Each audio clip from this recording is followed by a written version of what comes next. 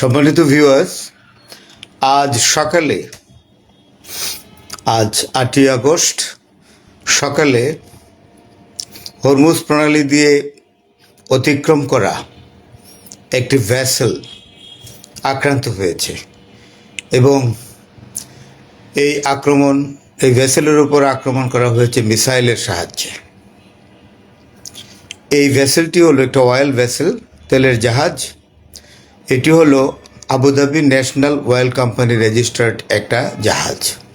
তার উপরে আক্রমণ করেছে মিসাইল দিয়ে। প্রাথমিকভাবে এই আক্রমণের দায় কেউ স্বীকার করেনি, কিন্তু পরবর্তী সময়ে ইউএই আরব আমিরাত বলেছে যে আক্রমণ ইরান করেছে। ইরানের আইআরজিসি এই আক্রমণটি করেছে। এই ঘোষণার পরপরই যেটা হয়েছে যে তারা কাতার এবং সৌদি আরব এই আক্রমণের নিন্দা জানিয়েছে।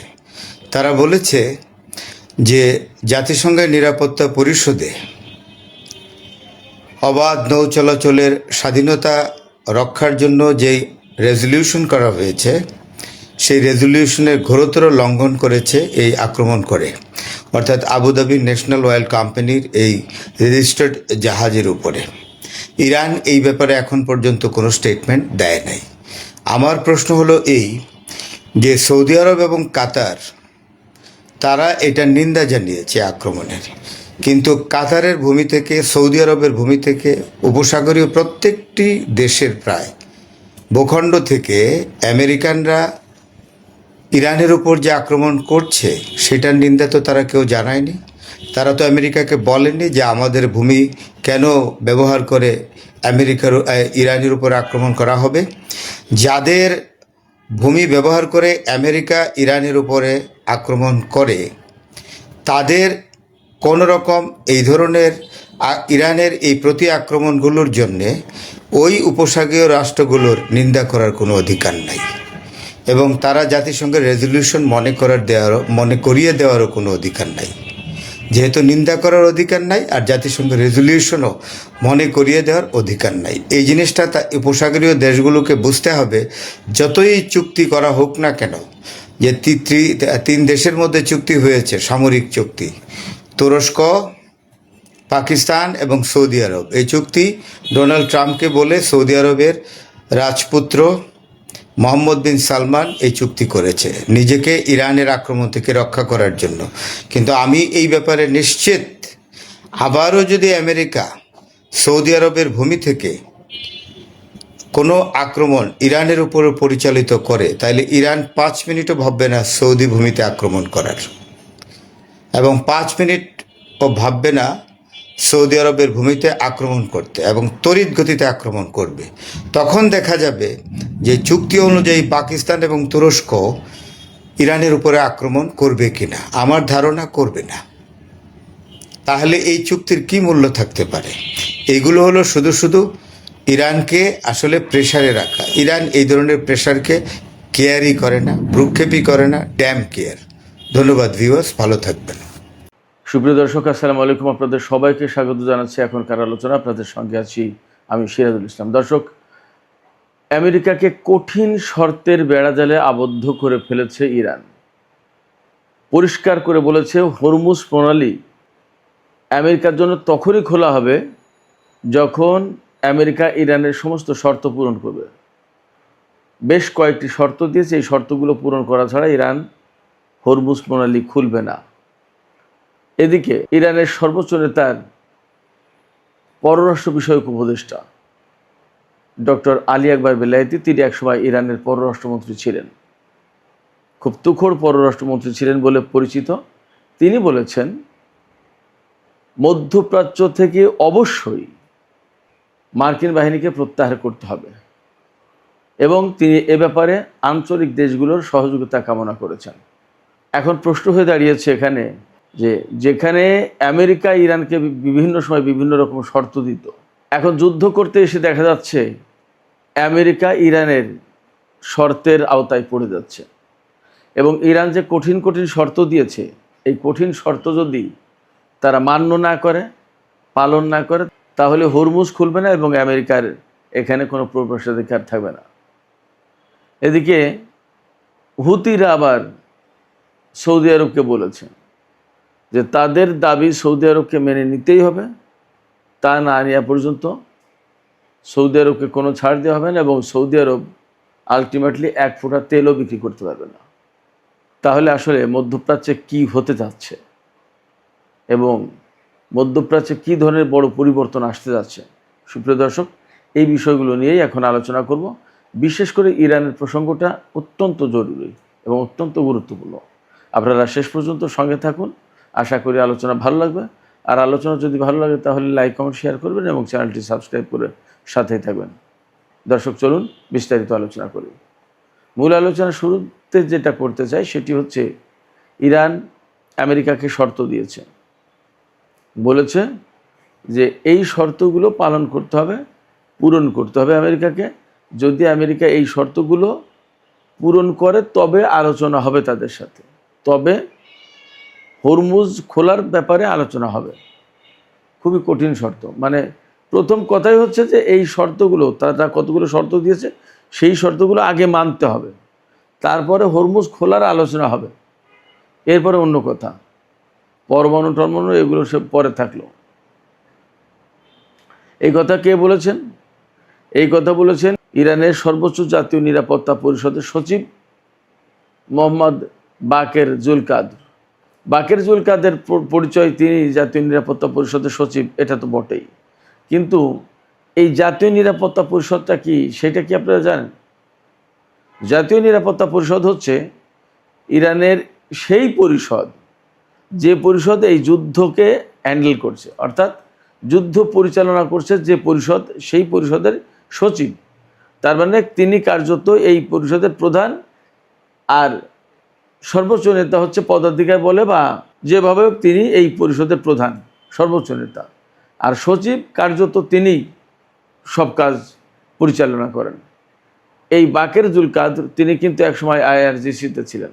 জাতীয় নিরাপত্তা পরিষদের পক্ষ থেকে সচিব হিসেবে বাকের জুলকাদের আমেরিকার জন্য শর্তগুলো প্রকাশ করেছেন।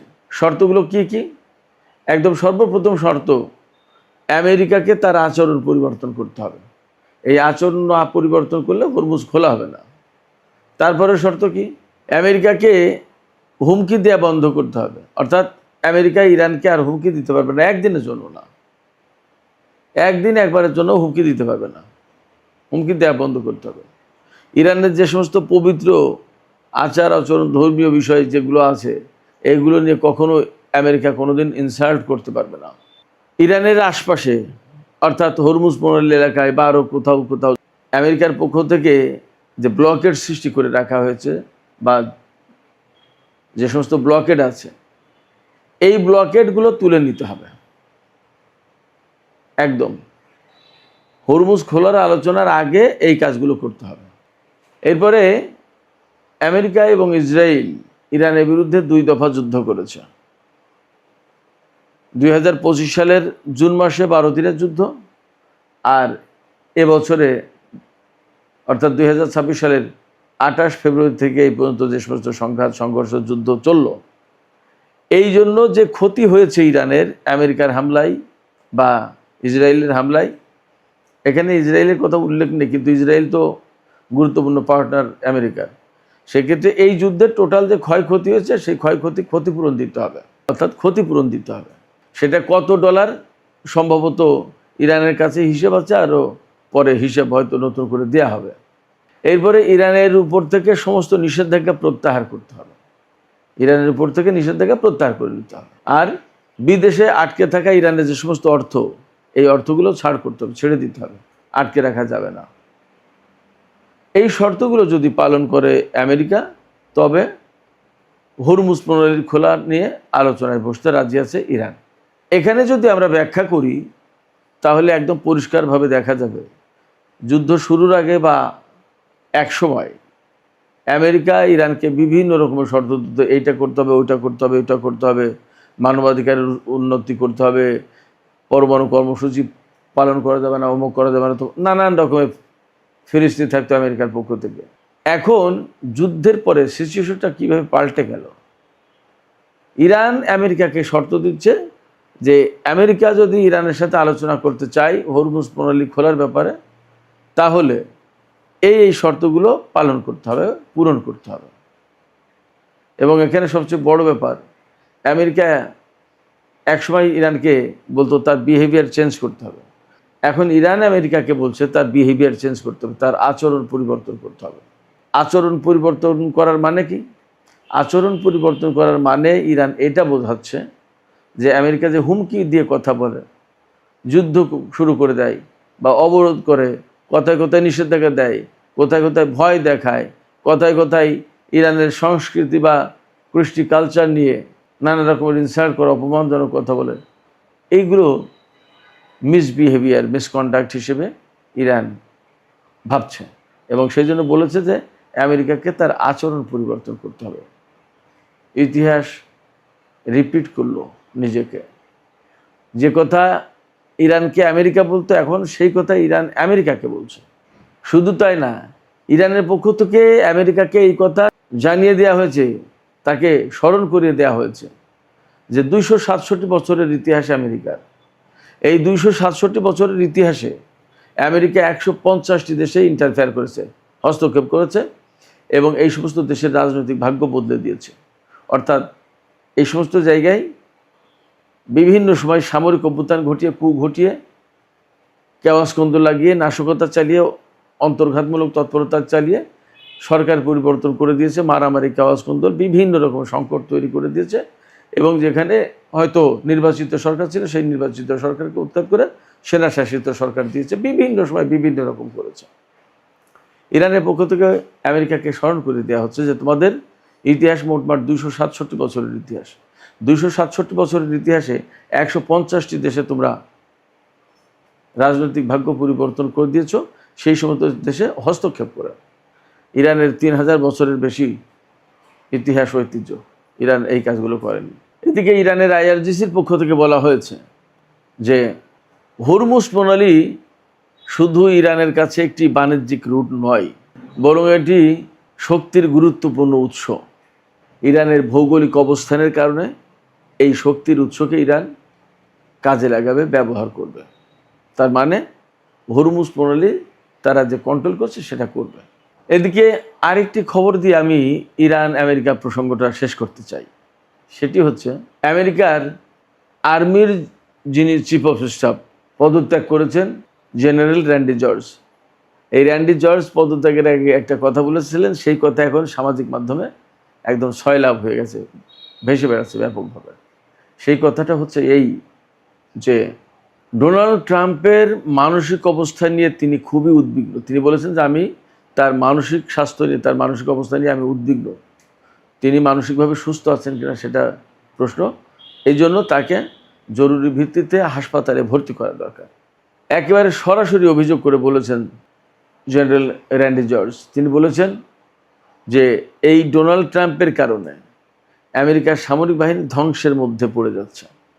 তিনি ধ্বংসের দিকে টেনে নিয়ে যাচ্ছেন ইরানের সশস্ত্র বাহিনী বা সামরিক বাহিনী যাই বলেন।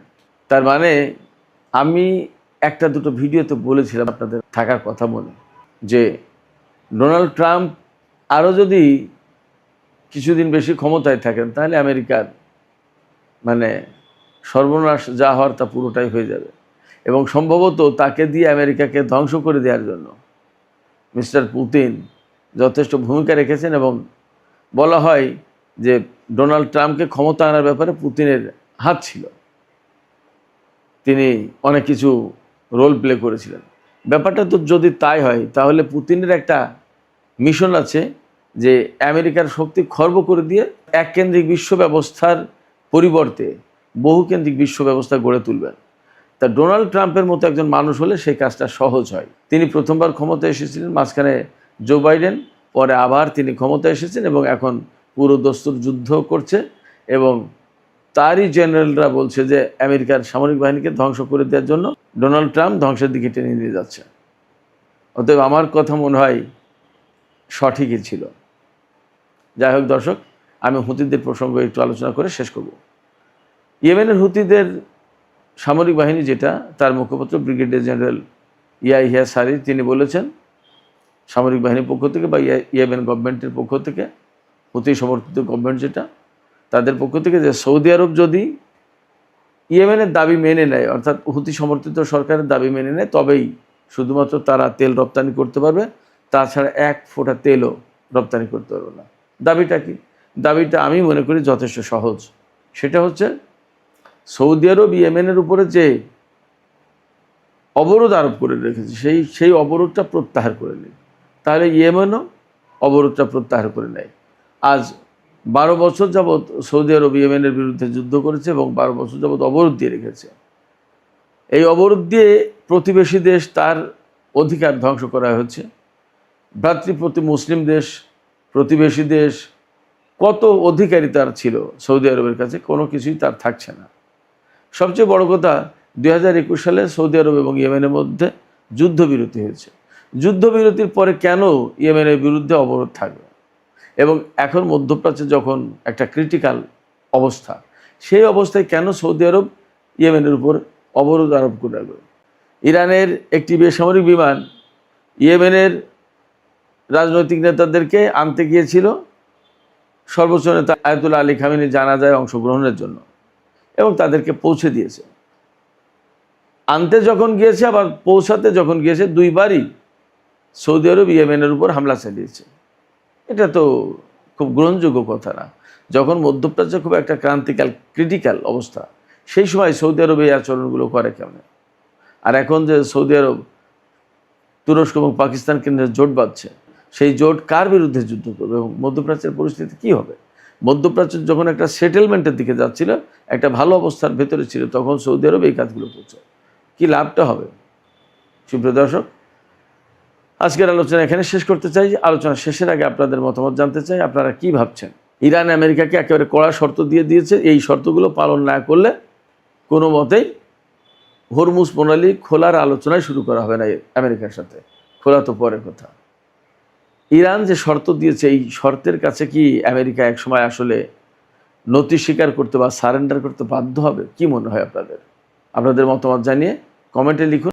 আজ একটা খবর সামনে এসেছে যেটা গত 6 মাসের যুদ্ধের পুরো ছবিটাই বদলে দিতে পারে। আমেরিকার সবচেয়ে বড় সামরিক কর্তা অর্থাৎ দেশটির শীর্ষ জেনারেল নিজেই এখন ইরানের সঙ্গে চলা এই যুদ্ধ থেকে বেরিয়ে আসার পথ খুঁজছেন। সঙ্গে আরও দুটো বড় খবর আছে। মক্কায় সৌদি আরব, তুরস্ক আর পাকিস্তানের প্রতিরক্ষা চুক্তির পর ইয়েমেনের হুতিরা আজ হুমকি দিয়েছে সৌদির সঙ্গে যেই আসবে তাকেও আক্রমণকারী ধরা হবে। আর ইরান ডাক দিয়েছে সব মুসলিম ও আরব দেশকে একসঙ্গে দাঁড়ানোর জন্য নতুন একটা জোট। তিনটে খবরই আলাদা মনে হলেও ভেতরে ভেতরে এগুলো একই সুতোয় বাঁধা। কিভাবে সেটাই আজ বলবো। শুরু করি প্রথম খবর দিয়ে। দর্শক বন্ধুরা, আজ 8ই আগস্ট দুপুরে সিএনএনের একটি প্রতিবেদন সামনে এসেছে। সেই প্রতিবেদন অনুযায়ী আমেরিকার সর্বোচ্চ পদের জেনারেল ড্যান কেইন এখন ইরানের এই যুদ্ধ থেকে বেরিয়ে আসার একটা রাস্তা খুঁজছেন। ইংরাজিতে যেটাকে বলা হচ্ছে অফ র্যাম্প, সোজা বাংলায় হাইওয়ে থেকে নেমে যাওয়ার একটা নিরাপদ বাঁক। প্রতিবেদনে বলা হয়েছে, গত কয়েক সপ্তাহে জেনারেল কেইন ট্রাম্প প্রশাসনের একাধিক বড় কর্তার সামনে এই কথাটা রেখেছেন যে আমেরিকার উচিত এই যুদ্ধ থেকে বেরোনোর পথ খোঁজা, আরও গভীরে জড়িয়ে না পড়া। এখন প্রশ্ন হচ্ছে, তার ভয়টা ঠিক কোথায়? সিএনএনের প্রতিবেদন অনুযায়ী তার সবচেয়ে বড় দুশ্চিন্তা হলো আমেরিকা যদি যুদ্ধটাকে আরও এগিয়ে নিয়ে যায়, তাহলে হাতে থাকা সামরিক বিকল্পগুলোই উল্টো আমেরিকার জন্য বোঝা হয়ে দাঁড়াতে পারে।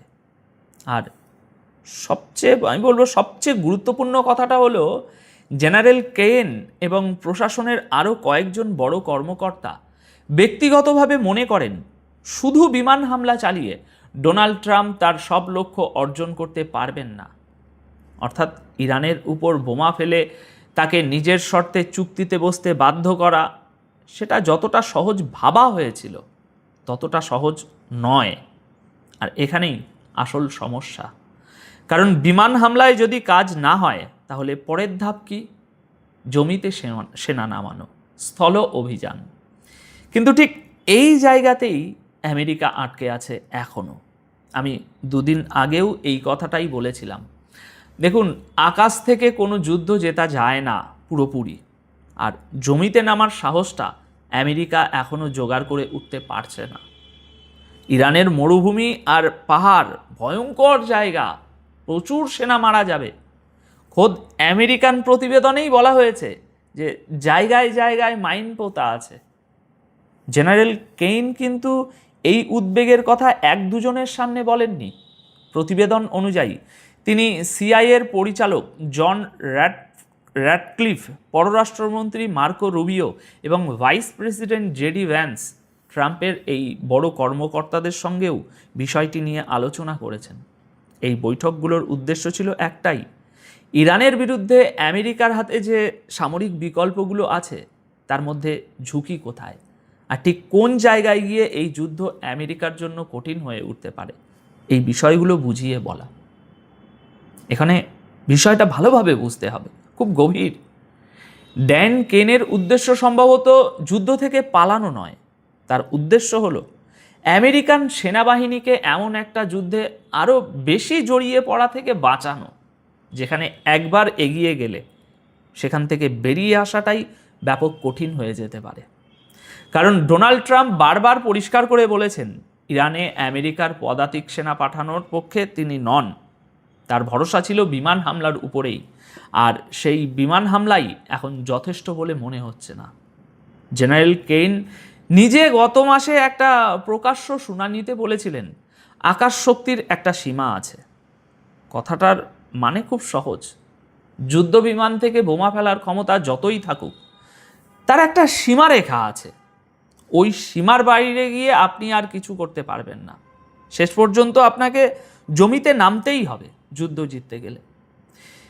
কিন্তু এই পুরো গল্পের আর একটা দিক আছে যেটা অনেকের চোখ এড়িয়ে যাচ্ছে, সেটা হলো আমেরিকার অস্ত্র ভাণ্ডার কমে আসার প্রশ্ন। সিএনএনের এই প্রতিবেদনেও দাবি করা হচ্ছে আমেরিকার কিছু গুরুত্বপূর্ণ ক্ষেপণাস্ত্র এবং ইন্টারসেপ্টরের মজুদ ক্রমাগত কমছে। যুদ্ধে এমনটা হয়েই থাকে, অস্বাভাবিক কিছু না এটা। কিন্তু এই দুশ্চিন্তা শুধু আমেরিকান সেনাবাহিনীর ভিতরে সীমাবদ্ধ নেই। বর্তমানে উপসাগরীয় কয়েকটি দেশও আমেরিকান কর্মকর্তাদের জানিয়েছে যে ইরানের উপরে হামলা আরও বাড়লে আমেরিকার আকাশ প্রতিরক্ষার ব্যবস্থার ঘাটতির কারণে ইরানের পাল্টা হামলায় তাদের নিজেদের নিরাপত্তাই বড় ধাক্কা খেতে পারে। সহজ কথায় তারা বলছে, ভাই, যেটা তুমি সামলাতে পারবে না সেটা শুরু করছো কেন? শেষে ভুগতে তো আমাদেরই হবে। তাহলে এবার ব্যাপারটা কি দাঁড়ালো?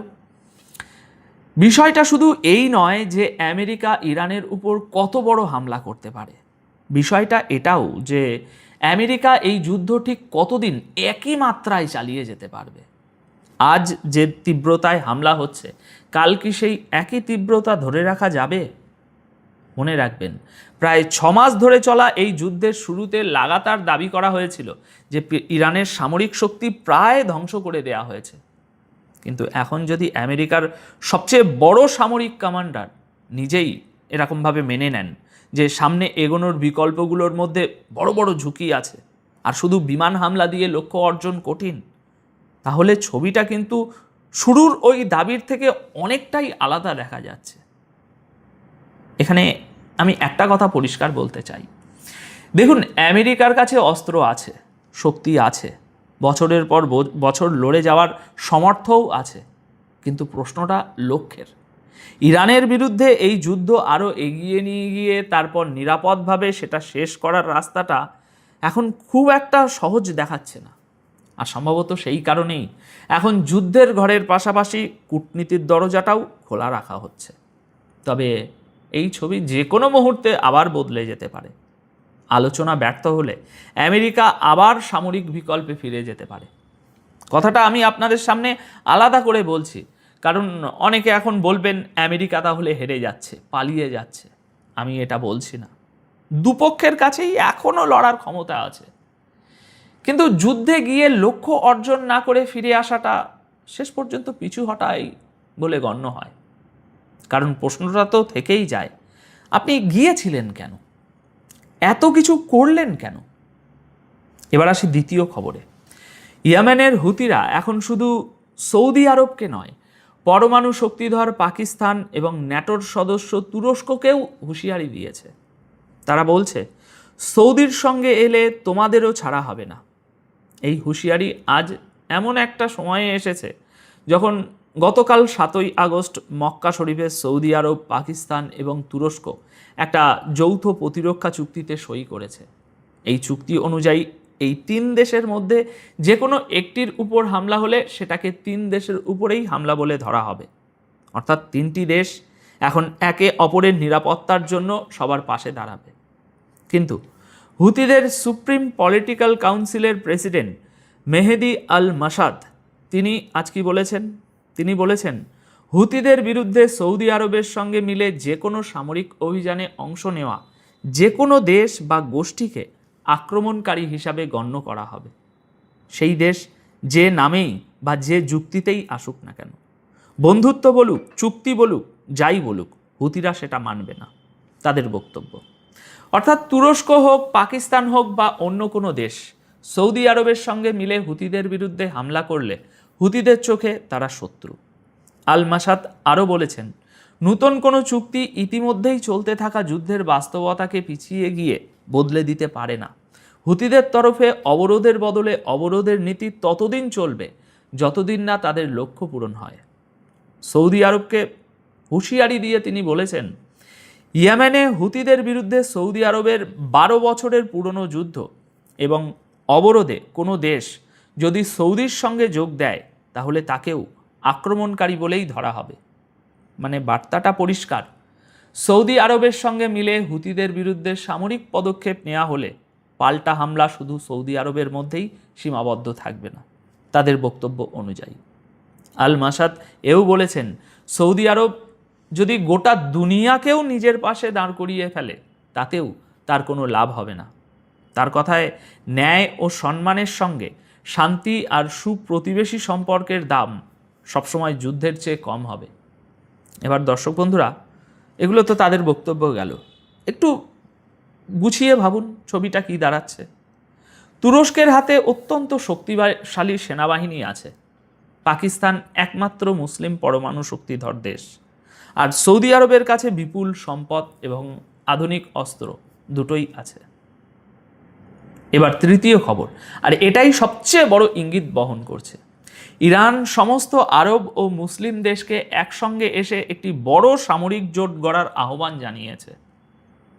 ইরান এই জোটের কোনো নাম দেয়নি, এখনও ন্যায়ও নেই, কিন্তু তার বার্তাটা পরিষ্কার, মুসলিম দেশগুলোকে এবার নিজেদের নিরাপত্তা নিজেদের হাতেই নিতে হবে।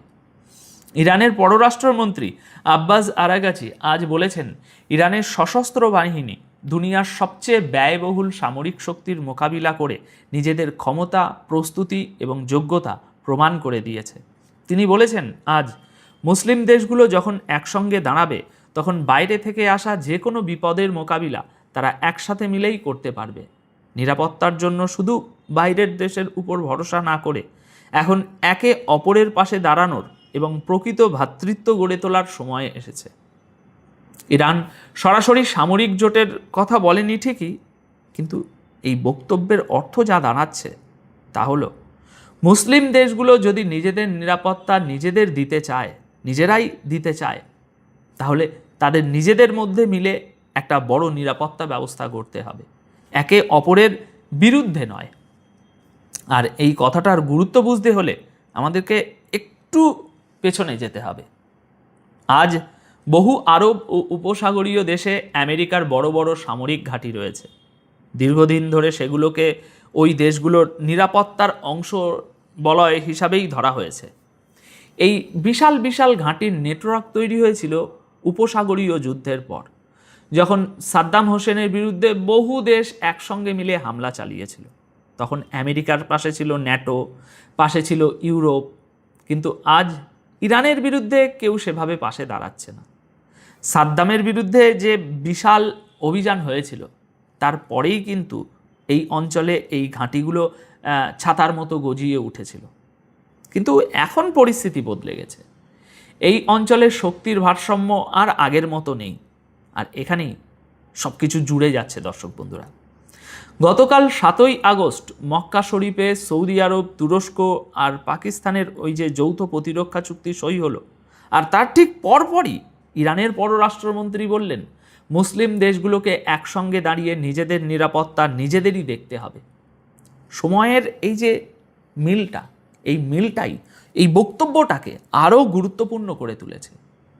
হতে পারে সৌদি আরব, তুরস্ক ও পাকিস্তানের এই প্রতিরক্ষা চুক্তি নিয়ে ইরানের সরাসরি কোনো সমস্যাই নেই, বরং ইরান চাইছে এই ধরনের নিরাপত্তা ব্যবস্থায় আরও বেশি আরব ও মুসলিম দেশ যুক্ত হোক।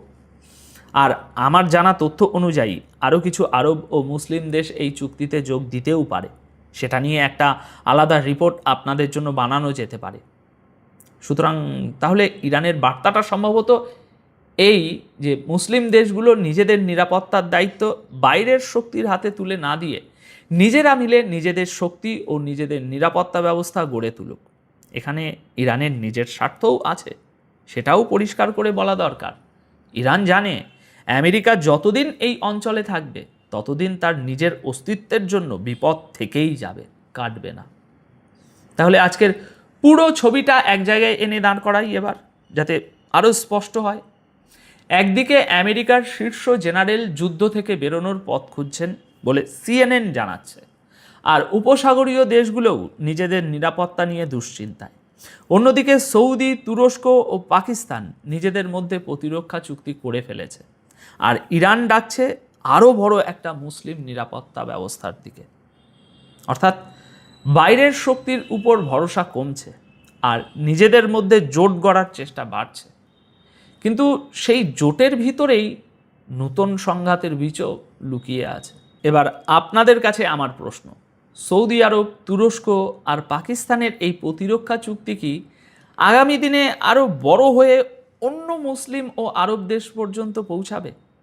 আর ইরান কি কখনো এই ধরনের কোনো বড় আঞ্চলিক নিরাপত্তা ব্যবস্থার অংশ হতে পারবে? আপনার কি মনে হয়? কমেন্ট বক্সে অবশ্যই জানাবেন। আপাতত এই প্রতিবেদন তাহলে এই পর্যন্তই।